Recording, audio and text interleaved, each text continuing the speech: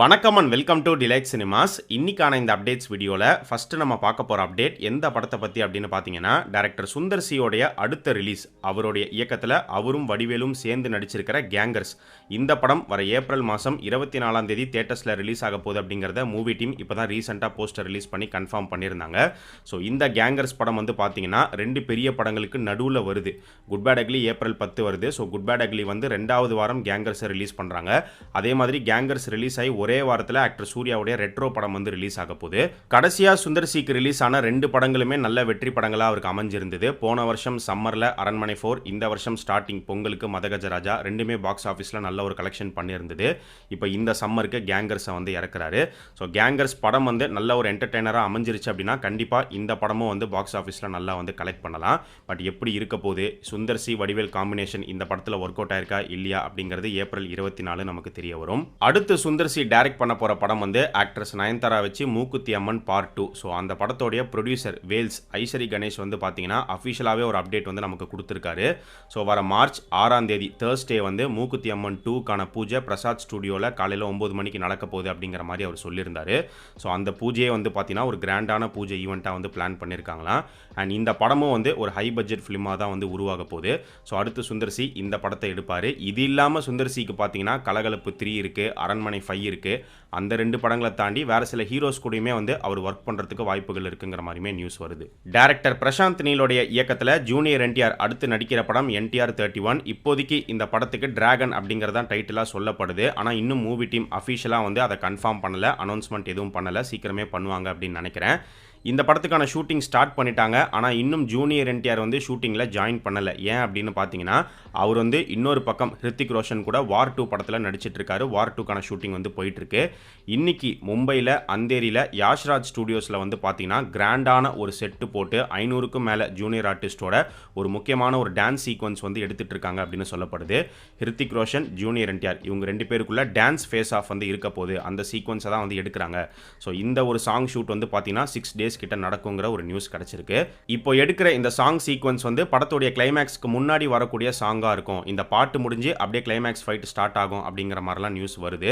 So shooting எல்லாம் முடிஞ்சதுக்கு அப்புறமா படத்துடைய ரிலீஸை கன்ஃபார்ம் பண்ணுவாங்க அப்படின்னு நினைக்கிறேன். இப்போதைக்கு பார்த்தீங்கன்னா இந்த வருஷம் ஆகஸ்ட் மந்த் ரிலீஸ் தான் வந்து அவங்க பிளான் பண்ணிட்டு இருக்காங்க. சீக்கிரமே அஃபிஷியலாக எப்போ வரப்போறாங்க அப்படிங்கிறது நமக்கு தெரிய வரும். ஜூனியர் என்டிஆருடைய 31 ப்ராஜெக்ட்டுக்கு வந்தோம் அப்படின்னா இந்த ப்ராஜெக்டை பற்றி ப்ரொடியூசர் என்ன சொல்லியிருக்காரு அப்படின்னா, இது வரைக்கும் இந்தியன் சினிமாவில் நீங்கள் பார்க்காத ஒரு ஹை வால்டேஜ் ஆக்ஷன் சீக்வன்ஸ் வந்து இந்த ப்ராஜெக்ட்ல வந்து இருக்க போது, பயங்கரமா இருக்கும் அப்படிங்கிற மாதிரிலாம் வந்து பில்டப் கிரியேட் பண்ணிட்டு இருக்காங்க.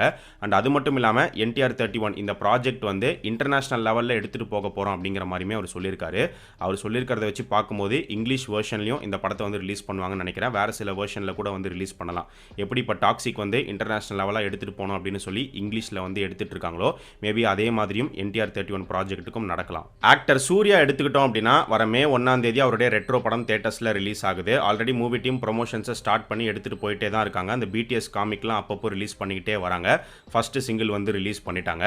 இந்த மார்ச் மாதம் மார்ச் எண்டுக்குள்ளே பார்த்தீங்கன்னா செகண்ட் சிங்கிள் ரிலீஸ் ஆகிறதுக்கு நிறையவே சான்சஸ் இருக்குது. சரி, எந்த சாங்கை செகண்ட் சிங்கிளாக ரிலீஸ் பண்ணலாம் அப்படின்னு பார்க்கும்போது இந்த படத்தில் ஆக்டர் ஸ்ரேயா அவங்க வந்து ஒரு பாட்டுக்கு கேமியோ கொடுத்துருக்காங்க. ஸோ அந்த சாங் வந்து பார்த்தீங்கன்னா செகண்ட் சிங்கிளாக ரிலீஸ் ஆகும் அப்படிங்கிற மாதிரி இப்போ லேட்டஸ்ட்டாக ஒரு நியூஸ் வந்திருக்கு. ரெட்ரோக்கு அடுத்து இப்போ சூர்யா வந்து RJ பாலாஜி இயக்கத்தில் சூர்யா 45 ப்ராஜெக்டில் நடிச்சிட்டு இருக்காரு. இப்போ ரீசெண்டாக பார்த்தீங்கன்னா ஒரு சாங் சீக்வன்ஸ் எடுத்து முடிச்சிருக்காங்க. அந்த சாங்கை வந்து சாண்டி மாஸ்டர் அவர் தான் வந்து கோரியோகிராஃபி பண்ணியிருக்காரு.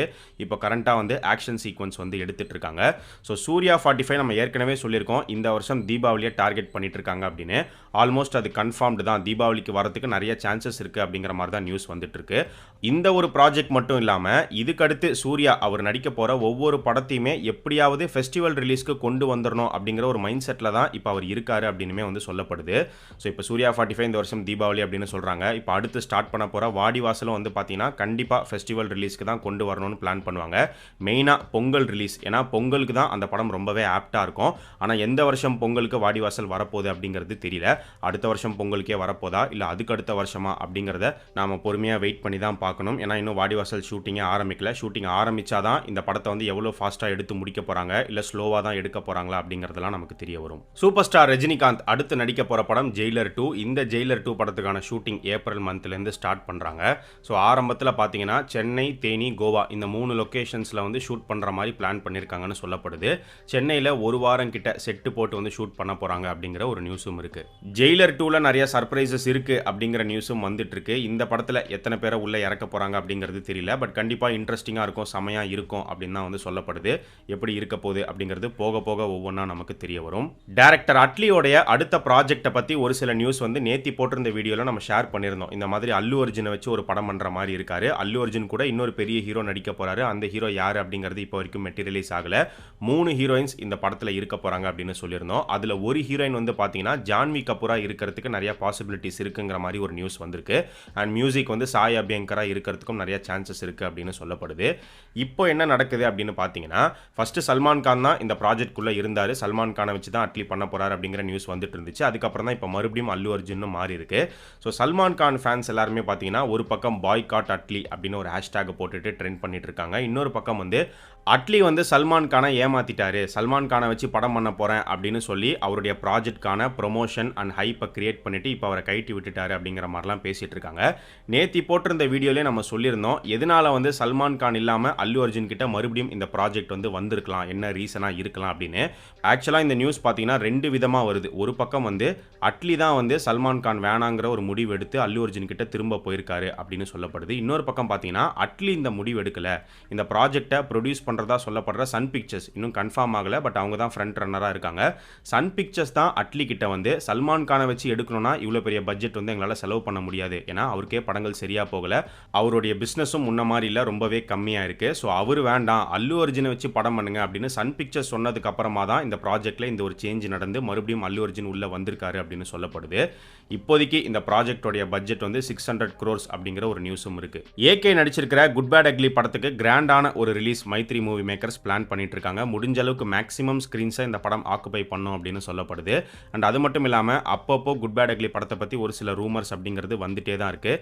இப்போ வந்திருக்கிற ஒரு ரூமர் என்ன அப்படின்னு பார்த்தீங்கன்னா, இந்த படத்தில் வந்து ஒரு சீனியர் ஆக்டர் ஒருத்தர் கேமியோ பண்ணியிருக்காரு அப்படிங்கிற ஒரு நியூஸ் வந்திருக்கு.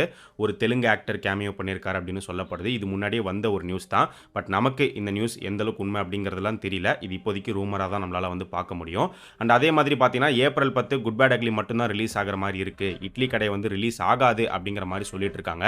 நேத்தி நம்ம போட்டிருந்த வீடியோலையும் இதே நியூஸ் தான் வந்திருந்தது. ஆனால் நேத்தி சொல்லப்பட்ட காரணம் வேற. நம்ம கூட சொல்லியிருந்தோம் இந்த காரணத்துக்காகலாம் வந்து இட்லி கடையை போஸ்ட்பான் பண்ண மாட்டாங்க அப்படின்னு.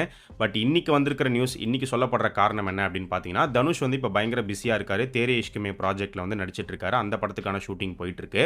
இப்போ இட்லி கடை வந்து இன்னும் ஃபுல்லாக ஷூட்டிங் முடியல, பேலன்ஸ் வந்து ஷூட் இருக்குது, ஷூட்டிங்கை கம்ப்ளீட் பண்ணணும், அதுக்கப்புறமா போஸ்ட் ப்ரொடக்ஷன் ஒர்க் எல்லாம் வந்து இருக்குது. ஸோ அதனால கரெக்டாக வந்து ஏப்ரல் 10க்கு கொண்டு வர முடியுமான்னு தெரியல. ஸோ அதனால இட்லி கடை வந்து அந்த டேட்லேருந்து தள்ளி போகலாம், ஆகஸ்ட் இல்லைனா செப்டம்பருக்கு போகிறதுக்கு வாய்ப்புகள் இருக்குது. குபேரா ஜூன் 20 வருது, குபேரா தாண்டி தான் இட்லி கடை வர மாதிரி இருக்கும் அப்படின்னு சொல்கிறாங்க. இப்போவும் இந்த நியூஸை வந்து நம்ம கன்ஃபார்ம்டாக எடுத்துக்க வேணாம், ஏன்னா இந்த மாதிரி தான் இதுக்கு முன்னாடியும் சொன்னாங்க. டக்குன்னு தனுஷ் வந்து பார்த்தீங்கன்னா ஏப்ரல் 10 ரிலீஸ் அப்படிங்கிற மாதிரி ஒரு போஸ்டர் விட்டு கன்ஃபார்ம் பண்ணார். ஸோ இந்த நியூஸ் உண்மையா பொய்யா அப்படிங்கிறது இன்னும் கொஞ்ச நாளில் தெரிஞ்சிரும்னு நினைக்கிறேன். ஸோ இது எல்லாமே தான் இன்னைக்கான அப்டேட்ஸ். இதே மாதிரி நிறைய இன்ட்ரெஸ்டிங்கான அப்டேட்ஸை அடுத்த அப்டேட் வீடியோவில் நம்ம பார்க்கலாம். நம்ம சேனலுக்கு நீங்கள் புதுசாக இருந்தீங்கன்னா சேனலை சப்ஸ்கிரைப் பண்ணி சப்போர்ட் பண்ணுங்கள். அண்ட் நம்ம டிலைட் சினிமாஸ் சேனலோடைய சோஷியல் மீடியா பேஜஸ்க்கான லிங்க் வந்து பார்த்தீங்கன்னா டிஸ்கிரிப்ஷனில் கீழே கொடுத்துருக்கோம். இன்னும் ஃபாலோ பண்ணாதவங்க மிஸ் பண்ணாமல் போய் ஃபாலோ பண்ணுங்கள்.